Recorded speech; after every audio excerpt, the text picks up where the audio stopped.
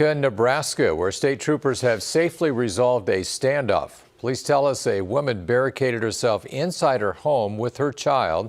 After many hours, the woman allowed the child to leave the home. The woman was eventually taken into custody. There were no injuries to the woman or child during the incident.